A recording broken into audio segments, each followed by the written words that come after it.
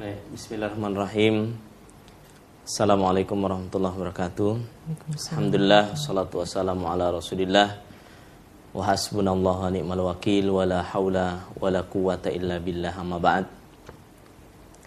Kaum muslimin, pemirsa Umat TV di mana saja berada, kembali kita bersyukur kepada Allah SWT. Di malam hari ini kita diberikan nikmat begitu banyak oleh Allah SWT, sehingga kita bisa terus beraktivitas. Apatah lagi nikmat iman, nikmat Islam yang ketika kita sandingkan dengan nikmat-nikmat duniawi, maka ya tidak sebanding ya dunia dan seisinya itu bila dibandingkan dengan nikmat Islam dan nikmat iman yang Allah berikan kepada kita. Salawat teriring salam semoga tercurahkan kepada junjungan kita Nabi besar Muhammad sallallahu alaihi wasallam beserta keluarganya, sahabatnya dan orang-orang yang setia mengikuti beliau hingga akhir zaman. Berbicara tentang hati dan jiwa sebenarnya tidak jauh berbeda dalam konteks kita berbicara dengan fisik kita atau kita berbicara tentang kondisi fisik kita. Sebagaimana fisik mengalami sakit, sebagaimana fisik mengalami kehidupan, sebagaimana fisik mengalami juga kematian, maka hati pun ya seperti itu pula adanya. Hati manusia, atau ketika kita berbicara masalah fisik, maka fisik kita itu pun perlu dirawat, perlu dijaga kesehatannya, perlu diobati ketika dia sakit, perlu disehatkan kembali atau lebih disehatkan lagi. Ya, kalaupun dia sudah sehat, maka hati pun demikian. Ya, hati manusia yang merupakan tempat penglihatan Allah Subhanahu wa taala. Maka sudah seyogyanya kita memiliki perhatian yang lebih. Terkadang manusia saat ini ya, apalagi di era kehidupan modern saat ini, banyak yang sibuk untuk memoles hal-hal yang fisik. Ada sakit sedikit saja dalam fisiknya, segera. Ada jerawat sedikit saja, mungkin bagi sebagian ya wanita, satu jerawat itu harus menghabiskan ya berjuta-juta uang untuk menghilangkan ya satu jerawat saja yang ada di wajahnya. Atau berbagai macam cara manusia untuk memoles hal-hal yang sifatnya lahir. Padahal sudah seharusnya perhatian kita kepada jiwa kita, kepada hati kita, itu lebih daripada perhatian kita kepada hal-hal yang fisik. Karena hal yang fisik ini akan hilang. Ya, kecantikan akan hilang, kegantengan akan hilang, harta juga akan habis. Ya, kulit yang kencang akan mengeriput, rambut yang bagus akhirnya juga akan beruban, dan begitu seterusnya. Begitulah sunnatullah terhadap manusia. Dan dia akan hilang, ya, dia akan pergi. Sementara hati manusia ini, ya, kenapa kita katakan harus kita perhatikan lebih lagi? Kita upayakan dia untuk sehat, kita upayakan dia untuk hidup dengan baik. Kita upayakan dia bisa peka, ya, bisa peka. Karena memang dalam Al-Quran begitu jelas Allah Subhanahu wa taala menjelaskan yauma la yanfa'u malun wala banun illa man atallaha biqalbin salim. Hari yang tidak bermanfaat lagi harta dan anak-anak kecuali mereka yang datang kepada Allah dengan hati yang selamat. Hati yang selamat, hati yang hidup, hati yang memiliki kepekaan yang tinggi, sehingga nutrisi-nutrisi hati, ya, vitamin-vitamin hati yang bisa membuat dia sehat, yang bisa membuat dia hidup, yang bisa membuat dia peka, ya, bahkan semakin baik, itu juga harus diupayakan oleh setiap kita.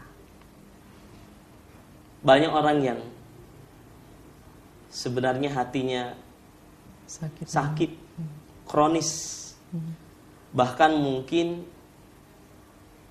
sudah komplikasi, ya. Sakit hatinya itu sudah komplikasi. Ya, kalau sakit fisik kan mungkin sudah ketemu di situ. Kalau secara fisik, ya, sudah ada darah tingginya, ada kolesterolnya, diabetes, ya, ada diabetesnya, masalah lagi ginjalnya, ada asam uratnya, komplikasi. Mungkin secara hati, ya, dia sudah banyak sekali penyakit.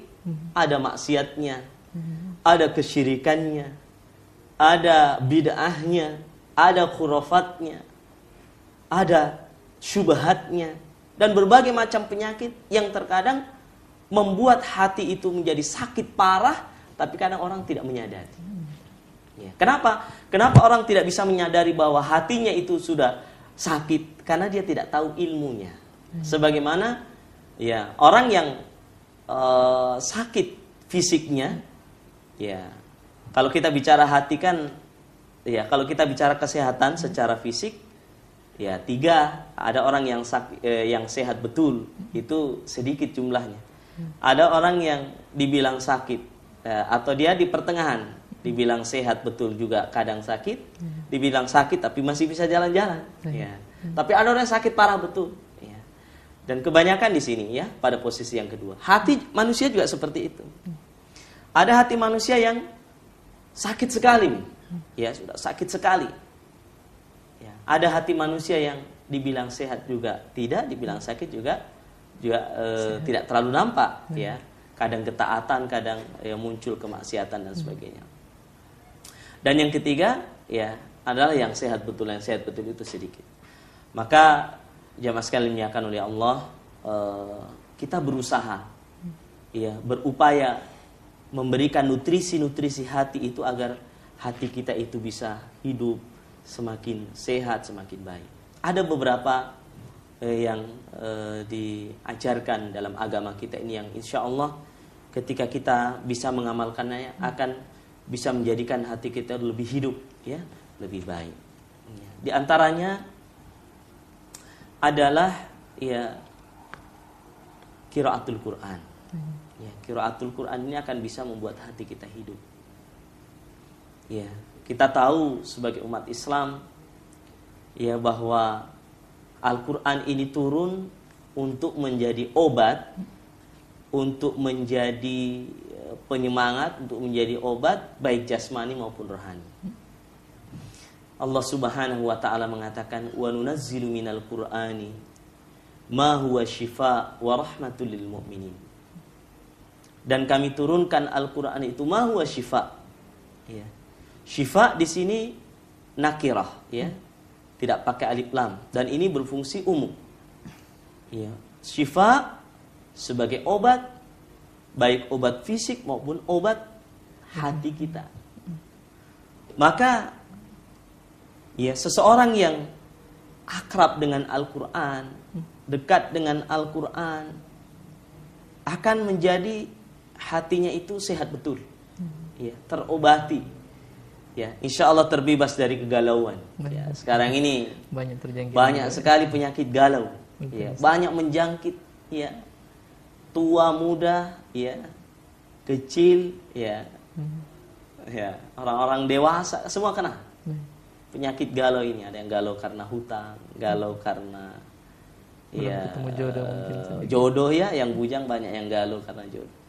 Coba obati dengan Quran, karena Al-Quran ini sumber inspirasi. Hati yang hidup biasanya kalau dengan Al-Quran dia akan peka sekali, ya, dia akan tertakdir, dia akan terpengaruh dengan Al-Quran itu.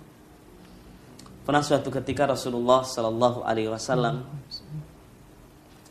meminta kepada sahabat yang mulia Ibnu Mas'ud radhiyallahu an. Rasulullah mengatakan, "Iqra' alayya al-Qur'an." Ya Ibnu Mas'ud. Wahai Ibnu Mas'ud, bacakan Al-Qur'an kepadaku. Maka Ibnu Mas'ud mengatakan, "Aqra'u 'alaika al-Qur'ana ya Rasulullah wa ilaika unzil."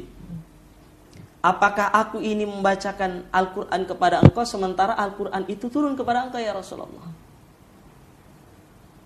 Maka Rasulullah mengatakan, "Uhibbu an asma'a min ghairi." Saya senang kalau mendengarkan Quran itu dari selain saya. Dari sini kita juga bisa mengambil faedah bahwasanya kedekatan kita dengan Al-Quran, selain kita membaca sendiri Al-Quran itu, maka kita mendengarkannya dari orang lain. Ya. Maka mulailah Ibnu Mas'ud membaca ayat Al-Quran surat An-Nisa. Kemudian sampai pada ayat fa kaifa idza ji'na min kulli ummatin bi syahid wa ji'na bika ala haula'i syahida. Bagaimana jika kami datangkan bagi setiap umat itu seorang saksi. Wajibna bika ala haula'i syahida, dan aku datangkan engkau ya Muhammad sebagai saksi bagi mereka. Maka Ibnu Mas'ud menceritakan, ya, Rasulullah SAW langsung menyebutkan, hasbuk ya Ibnu Mas'ud, cukup. Fa idza ra'aitu ainai Rasulillah sallallahu alaihi wasallam fa idza huma tadrifan. Maka ketika aku melihat kedua mata Rasulullah sallallahu alaihi wasallam, maka kedua mata beliau itu sudah berlinang dengan air mata. Ayat terkait dengan Rasulullah sallallahu alaihi wasallam. Begitulah seorang mukmin. Ya. Kuduah kita adalah Rasulullah sallallahu alaihi wasallam. Yang ketika Rasulullah sallallahu alaihi wasallam membaca firman-firman Allah, bahkan ya, beliau pernah sholat malam, ya, satu malam beliau hanya membaca satu ayat, beliau ulang-ulang, in tu'adzibuhum fa innahum ibadu. Diulang-ulang oleh Rasulullah, bercucuran dengan air mata. Ini hati yang hidup. Maka untuk menghidupkan kembali, untuk menyehatkan atau lebih sehat lagi, maka kita harus dekat dengan Quran.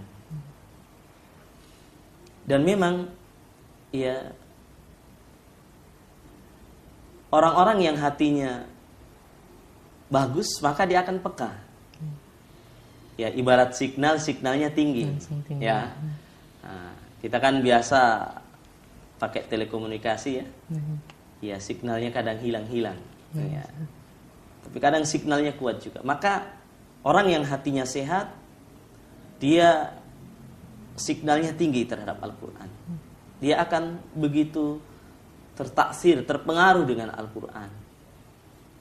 Ya, dalam sejarah kita mengenal para sahabat-sahabat Nabi yang mereka sebagai qudwah yang memiliki hati yang hidup. Ya, Umar bin Khattab radhiyallahu anhu, beliau pernah mengimami pada waktu salat subuh. Beliau membaca surat Al-Ghashiyah. Ya, beliau membaca surat Al-Ghashiyah. Hal ataka hadithul ghashiyah. Beliau ulang-ulangi, begitu beliau ulangi beliau menangis. Beliau ulangi, beliau menangis. Diulang-ulangi sampai akhirnya beliau mengganti surat. Hal ataka hadithul ghashiyah. Begitu terpengaruh dengan apa yang dibaca. Abu Bakar radhiyallahu an, seorang sahabat yang terkenal baka, ya. Ya. Yang terkenal baka, yang begitu cepat menangis ketika beliau mendengarkan ayat maupun, ya, ketika beliau beribadah. Utsman bin Affan radhiyallahu anhu, dia mengatakan, "Lau tahurat qulubuna ma syabi'na minal Qur'an." Seandainya hati-hati kita suci, hati-hati kita sehat, ya, hati-hati kita hidup, ma syabi'na minal Qur'an, tentu kita tidak akan pernah kenyang dengan Al-Qur'an. Al-Quran bisa menghidupkan hati kita.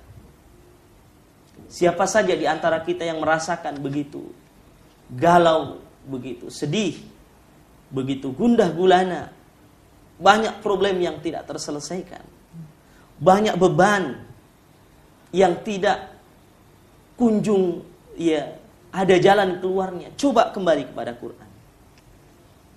Allah Subhanahu wa taala telah mengingatkan kita di surat Al-Hadid, Alam ya'ni lilladzina amanu an takhsha qulubuhum li dzikrillah wa ma nazala minal haqqi wa la yakunu kalladzina utul kitaba min qablu fatala 'alaihimul amadu faqasat qulubuhum wa katsirun minhum fasiqun. Bukankah telah datang waktunya bagi orang-orang yang beriman untuk hati mereka khusyuk, mengingat Allah Subhanahu wa taala. Wa ma nazala minal haqq, dan apa yang telah turun dari kebenaran itu, Al-Qur'anul Karim. Wa la yakunu kalladzina utul kitaba min qabl, ya. Jangan menjadi seperti orang-orang yang diberikan Alkitab sebelum mereka dari kalangan ahlul kitab. Fatala alaihimul amad, dengan waktu yang panjang, waktu yang lama, tidak bisa membuat hati mereka tunduk, khusyuk. Faqasat qulubuhum, justru sebaliknya hatinya menjadi keras. Katsirun minhum fasikum, dan kebanyakan mereka adalah orang-orang yang fasik. Maka coba kita ukur sejauh mana hati kita ini. Ya. Seandainya ada alat yang bisa mengukur sejauh mana hidupnya hati kita ini, tetapi ukurannya atau sebagai alat yang bisa kita pakai mengukur adalah Al-Quran sebenarnya. Sejauh mana hidupnya hati kita ini, coba perhadapkan dia dengan Al-Quran. Ada sinyal atau tidak? Ya, ada sinyal atau tidak? Bisa ada ketertarikan, keterkaitan tidak dengan Al-Quran itu? Ya. Karena Allah sendiri juga menyebutkan di dalam surat Al-Anfal, wa idza tuliyat alaihim ayatuhu zadatuhum imana. Kalau dibacakan ayat-ayat Al-Quran, bertambah iman mereka. Maka mari saya mengajak kita semua, hadapkan jiwa kita, hadapkan hati kita dengan Al-Quran. Sejauh mana Al-Quran itu bisa memberikan pengaruh kepada diri kita. Taruhlah misalnya, ketika kita melakukan kesalahan, atau ketika kita khilaf, kita melakukan dosa, kemudian ada orang membacakan ayat kepada kita. Sejauh mana ketundukan kita, kepatuhan kita terhadap Al-Quran itu? Ataukah kita membela dengan 1000 alasan untuk membela diri kita? Allah Subhanahu wa ta'ala mengingatkan orang-orang yang mereka diingatkan untuk bertakwa kepada Allah, tapi justru kesombongan yang muncul. Kan banyak seperti itu ya. Ya. Wa idza qila lahu taqillah akhadathul izzatu bil ithmi. Ya, ada di antara manusia itu, wa idza qila lahu taqillah, kalau dikatakan ittaqillah, bertakwalah kepada Allah Subhanahu wa taala, akhadathul izzatu bil ithmi. Justru kesombongannya itulah yang menyebabkan dia melakukan dosa lagi. Tidak terima dengan nasihat-nasihat. Sejauh mana ketika kita melakukan kesalahan kemudian diingatkan dengan ayat maqala Allah wa maqala Rasul. Kalau kita masih bersama kesombongan kita, berarti ada alamat tidak baik dalam diri kita. Ada alamat sakit dalam hati kita. Hati yang hidup, hati yang sehat, hati yang baik, akan senantiasa muncul kebaikan-kebaikan. Diingatkan, dia akan tersadar. Dibacakan Al-Quran, bertambah imannya. Karena memang Al-Quran ini sebenarnya sebagai tolak ukur. Sebagai tolak ukur. Ya. Kalau selama ini kita tidak bisa menangis baca Quran, berusaha. Tangisi diri kita, kenapa kita tidak bisa menangis? Tangisi diri kita. Ya. Para sahabat saja, kita ambil contoh. Ketika Rasulullah SAW menasihati, sebagaimana hadis Irbad bin Sariyah, syahidnya bahwa Irbad bin Sariyah mengatakan, wa'adana Rasulullah sallallahu alaihi wasallam mau'izatan balighatan wajilat minhal qulub ka'annaha mau'izatu muwaddi'in wajilat minhal qulub wa dharafat minhal uyun. Irbad bin Sariyah mengatakan, Rasulullah menasihati kami suatu ketika dengan nasihat yang sangat luar biasa, menyentuh hati kami. Wajilat minhal qulub, yang membuat hati-hati kami ini bergetar.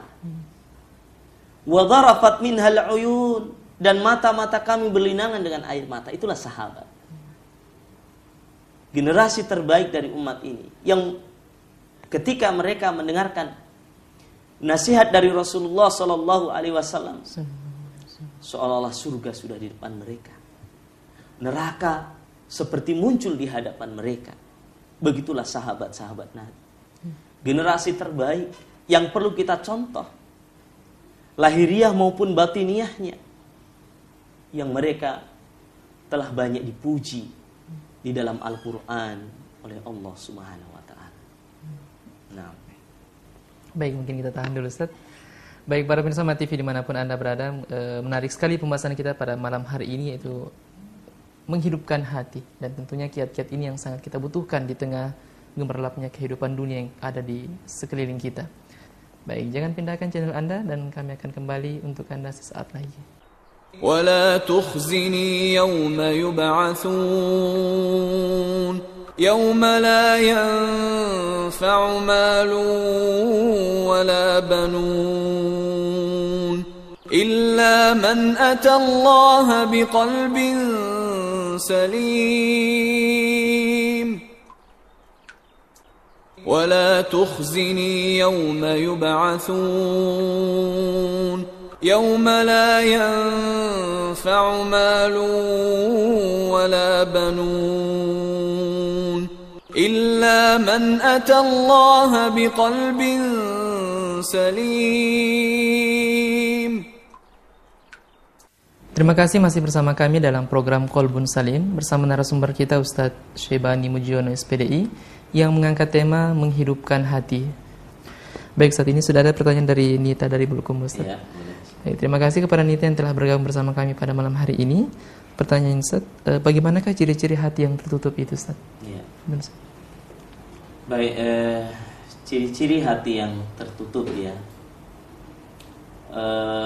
Pertama, kita tidak boleh menghukumi hati kita atau hati orang lain dengan kalimat sudah tertutup hati saya atau hati fulan, ya. Karena memang hati manusia itu di antara jari jemari Allah SWT. Allah mengatakan, ya Rasulullah mengatakan dalam hadis, ya la qalbu bani Adam baina usbu'ai min asabi'ir rahman. Ya. Dalam hadis Rasulullah menyebutkan bahwasanya hati anak Adam itu di antara jari jemari Allah SWT. Yuqallibuhu kaifa yasha, yang Allah akan bisa balikkan kapan saja. Tetapi hati sebagaimana Allah sebutkan dalam Al-Quran, ya, ketika diberikan nasihat tidak mau, diingatkan tidak terima, ya, pokoknya yang muncul adalah kemungkaran, ya, baik lemah lembut maupun dengan cara yang lebih dari itu, ya, semuanya tertolak, nasihat tidak bisa, ya, telinganya mendengar tetapi tidak dipergunakan untuk mendengar ayat-ayat Allah, ya. Ya, Allah sebutkan dalam Al-Qur'an, ya, dalam surat Al-Baqarah, ya, khatamallahu ala qulubihim wa ala sam'ihim wa ala absarihim ghishawah wa lahum adzabun adzim. Di sini Allah menceritakan tentang orang-orang kafir yang Allah telah kunci hati mereka, Allah kunci pendengaran mereka, Allah kunci penglihatan mereka. Jadi pada prinsipnya pertama, tidak boleh kita menghukumi hati kita atau hati orang lain dengan hatinya sudah mati atau tertutup, tetapi kita menghukumi secara umum. Artinya dalam prinsip umum bahwa ya hati itu bisa saja tertutup. Ya, kalau Allah Subhanahu wa taala menghendakinya. Ya, khatamallahu ala qulubihim. Allah berbicara tentang orang-orang kafir pada ayat ini, di mana mereka ya sampai akhir hayatnya tidak mau ya menerima pelajaran-pelajaran dari Al-Qur'an. Maka ya bagi setiap kita yang merasakan ada gejala yang tidak baik dalam hati kita, itu harus cepat ya pergi ke dokter hati ya. Kalau sakit fisik pergi ke dokter spesialis ya. Sakit ya silahkan kepada ahlinya. Kalau mulai dia merasakan gejala hatinya tidak sehat, ya makanya di sini pentingnya tahu bagaimana hati itu sakit atau ya sudah mendekati kematian hatinya, itu harus kita tahu. Ya, maka segeralah datangi ahli ya, para spesialis ya. Siapa spesialis di sini ya? Orang-orang yang bisa mengajarkan kita tentang hati. Ya, para ustaz, para ulama, para kiai, para ya aktivis Islam yang bisa memberikan kesadaran dan bisa mengobati ya sakitnya hati kita tersebut. Ya, kalau dia tertutup, ya dia sudah tidak mau menerima apapun. Bahkan seperti ayat yang saya baca tadi, wa idza qila lahu taqillah akhadhatul izzatu bil itsmi. Kalau dikatakan bertakwalah kepada Allah, justru dia membantah dan melawan dengan kesombongannya itu. Nah, jadi itu hati yang mati itu hati yang sudah tidak mau lagi ya menerima kebaikan. Pokoknya dia menolak semua jenis-jenis kebaikan tersebut. Nah, baik, itu tadi pertanyaan dari ini tadi Bulukumba, Sulawesi Selatan. Kemudian pertanyaan selanjutnya Ustaz masih dari Sulawesi Selatan di Pangkep oleh Yullah. Terima kasih telah bergabung bersama kami pada malam hari ini. Pertanyaannya Ustaz, hal-hal apa saja yang bisa menyebabkan hati itu bisa mati dan tidak mau menerima nasihat Ustaz? Ya, baik. Banyak faktor ya yang bisa menyebabkan hati itu sakit parah atau bahkan sampai menjadi mati, tidak mau menerima nasihat dan seterusnya. Pertama ya karena kalau kita melihat penyakit hati tentu ada dua pintunya ya. Pintu penyakit hati itu ada dua, ada syahwat, ada syubhat ya. Jadi syahwat dan syubhat. Yang syahwat ini terkait dengan hal-hal yang syahwat, keinginan yang manusiawi ya, baik itu syahwat harta, syahwat wanita, syahwat kekuasaan, itu kan masuk semua dalam kategori syahwat. Adapun syubhat adalah pemikiran, ya, yang dia masuknya adalah ke ranah pemikiran. Kalau syahwat biasanya terkait dengan keinginan ya duniawi ya. Kalau syubhat biasa ya racun-racun pemikiran yang masuk. Nah, tentu dua penyakit inilah yang harus kita antisipasi. Ya. Karena inilah yang bisa menyebabkan hati itu menjadi sakit dan bahkan bisa menjadi mati, ya. Syahwat dicegah ya. Syahwat itu dicegah dengan banyak zikir dan banyak ibadah. Ya, karena dengan ibadah, dengan ketaatan kepada Allah, maka syahwat itu akan insya Allah berkurang. Ya, banyak contoh lah, misalnya anjuran Rasulullah SAW terhadap para pemuda misalnya ya, yang sudah sebenarnya wajib menikah tapi belum mampu, maka anjuran Rasulullah apa? Menikah kalau bisa, kalau tidak bisa berpuasa. Apa salah satu manfaatnya? Dia bisa mencegah syahwatnya. Fa innahu lahu wija, dia bisa mencegah diri dari syahwatnya tersebut. Ini beberapa amalan. Jadi pada prinsipnya adalah ketaatan kepada Allah itulah yang akan membendung ya derasnya arus syahwat itu.